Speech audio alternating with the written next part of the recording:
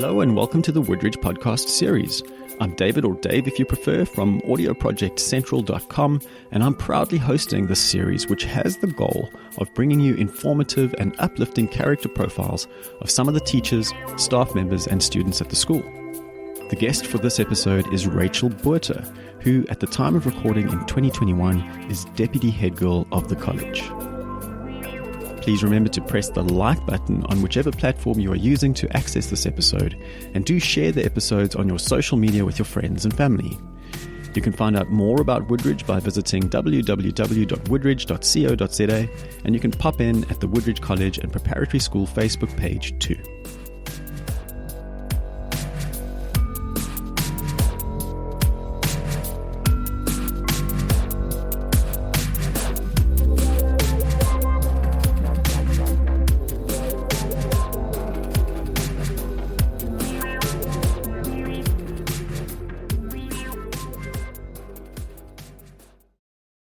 I was born in Newton, and when I was 4, my dad got a post here at Woodridge, so we moved to Woodridge when I was 4. So I've been here since grade 0, been through it all, know some people, I've known them since grade 0 that are still here. Now I'm in matric in one piece, and I'm the deputy head girl for 2021. That is not all that is on your profile list, Rachel. You also get up to a lot more things. So I've got first team water polo, first team hockey, drama, steel band, choir, and music and academic honors. How does one manage a schedule like that? I know if I have lots of free time, I tend to waste it. I don't really use it well. So I think by being busy and being really involved, that's how I work well. And I enjoy everything I do. Nothing is not a burden or a task. It's all enjoyable, so it's fun to do, even though it's a bit crazy sometimes when you have like 5 things scheduled all for the same time, but it's fun. Do you think Woodridge has something special about it that makes that all possible? You've mentioned enjoyment, not being a burden. Is there a secret ingredient that Woodridge maybe adds to the recipe to make that possible? It doesn't box you in, so it's not like like a cliche, if you play sport, then you play sport and that's all you do. It's very open to people doing as much as they can and getting involved in many things. It promotes being an all-round and being involved in lots of things. And I think the teachers contribute a lot to that. I know the music department, all the music teachers are very supportive. And when you have like an idea, you want to do something, they're very supportive and very encouraging of you. And that applies to all the teachers as well. Rachel, could I ask you to think about any highlights or favorite aspects of Woodridge that stand out to you when you think about your time there over the past, what would it be, 12, 13 years? Yeah, so this would be, I think, the 14th year. There's a lot. Yeah, I think personally one of the days that's most memorable and most happy is last year when the day that it was announced that I was deputy head girl. That was just it was very surreal and very like, what? I can't believe that I've been voted in as deputy head girl for it. Like, it was just, I still think about it now and I'm like, what? It's very surreal. So that was a very happy moment, very memorable, and I think that'll stick with me for a long time. There's lots of events and highlights through the years. I would say the way. So 2 years ago, I went on the 21-day journey, and our year was the first year. We were like the recce group.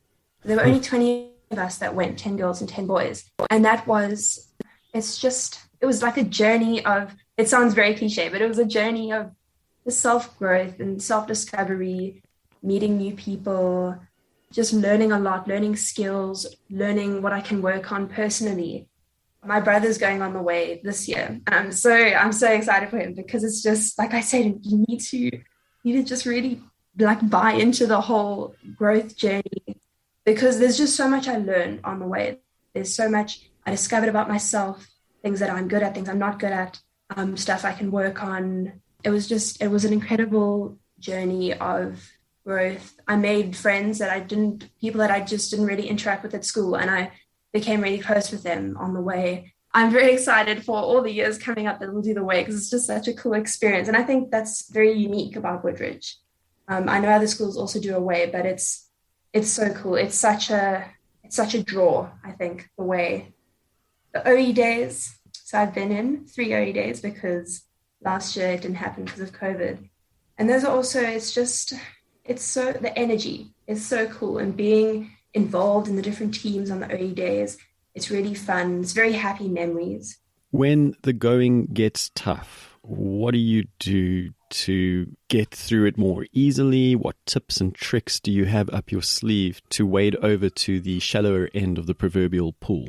For me, just a big way to really just ground your mind and relax and just understand what you're doing is to remind yourself why you're doing what you're doing.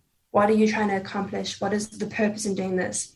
And for me, that just helps a lot to motivate me and to remind me that it's not for nothing. I'm not struggling for nothing. I'm not stressed out for nothing. And I'm working towards a goal. And it helps, it grounds me. I think also I've learned not to bottle it up, just being stressed or being anxious or worried or just not okay. Because I tend to just keep it in and not really tell others. But it really helps to talk to my parents or talk to my friends or to pray about it and just let it go. It's just such a way to tell someone about it and let go of any worries and anxieties. Rachel, in your experience, how does Woodridge add value not only to the lives of pupils? You've spoken about the huge amount of value that it's adding to your life, clearly, but what about parents and guardians? I think for parents, it's probably very rewarding to watch your child being able to discover and nurture what they love, because there's such opportunity for them to get involved in so many different things, and they can get involved in many different things, not just one. And I think it's probably very rewarding as a parent to see your child flourish and excel in what they do and try new things and maybe make mistakes and learn from their mistakes and just be able to discover who they are in a very safe and understanding environment where it is okay to make mistakes and to try new things and be like, I don't really like this, or I do like this, really good at this, I'm not good at this. Yeah. And I think the school's values contribute a lot to that. The school, it promotes discipline and commitment and respect. If I was a parent, that's something that I think those are admirable qualities. And I think that would draw me a lot to send my child to Woodridge. I have a question that I think you've answered to some extent, and it was, how do you frame what you do? How do you make sense of what you do there as a pupil and participant in all those different activities that you've spoken about? I think you've mentioned growth, that it's all part of your process of growth. Do you think that sums it up? And is there anything beyond that summary that you think is important to talk about here? The main way I frame what I do is growth and learning and development and accepting that it's okay to make mistakes, because I want to do everything perfectly the first time and get everything right. But I've learned over time that it's not always possible. It's usually impossible to get it right the first time. So a big way that I frame what I do is growing and improving and trying new things. I do strive to do the right thing and to try my best. And I think that is also important. So not to be perfectionistic, but to always strive for excellence. And also, I try to just enjoy every moment, make the most of every opportunity, because life is only so long. Your school career is only so long. So it's very important to enjoy every single moment, make the most of every opportunity. Don't waste a second. Okay, jumping quickly to a broad contextual questions about our interesting times. There is a saying that goes, may you live in interesting times, something of a blessing and a curse. So in your opinion, what is the most interesting aspect of our interesting times right now and why? I think we're living in very controversial times. It's a difficult time to know what you believe in and where you stand. And I think it's important to, as an individual, to stick to your values and to stick to what you believe in and not to be influenced negatively. In terms of COVID and lockdown, I think something that I've been reminded about is just it's very important to check up on the people that you love. It's easy to forget about them and to assume that they're fine. And like last year, I was just reminded it's very important to make sure that those you love are doing okay. And I think before COVID, most people were not aware of that and how it is very easy to forget to check up on everyone. I think it's important to also just keep an open mind. That's what we've all learned, to stay true to what you believe and what you value, but also to be open to learning and not to get easily offended. I think that's a big thing at the moment, being offended, not to get too easily offended. Thank you. Our final question. Do you have anything that you'd like to recommend to listeners, like a book, film, documentary, podcast, or anything really, and why? So one of my favorite films is Grease. Okay. So yeah, if you haven't watched Grease, watch Grease. I wish I could go and be in the 50s and dance and sing like they do in Grease. It's a very feel-good film. On a more wholesome note, a podcast that I listen to regularly, Cimorelli podcast, Cimorelli podcast.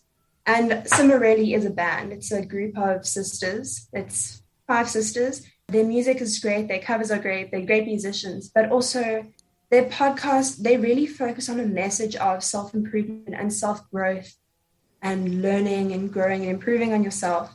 And that really resonates with me a lot. I've learned a lot from listening to their podcast. I've got a lot of valuable insight, valuable lessons. I've literally taken notes of their podcast.